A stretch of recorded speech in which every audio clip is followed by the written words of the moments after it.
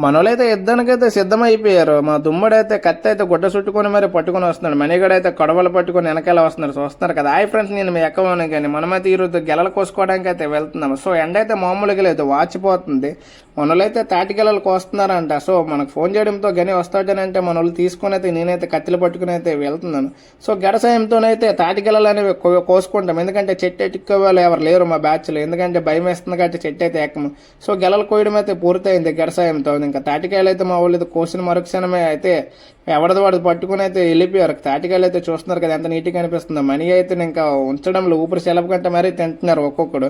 గెల అయితే కార్తీక్ అయితే రోడ్డు కేసి మరీ బాగుతున్నాడు. సో వేటకైతే వెళ్ళడం లేదు ఈ మధ్యన. వేటకి వెళ్ళకపోవడంతో ఇలాగా వీడియోలు అయితే చేస్తున్నాను ఎక్కడికి వెళ్ళా సరే. సో మామూలు వీడియోలు కూడా మీకోసం అయితే చేస్తున్నాను ఖాళీగా ఉండే బదులు.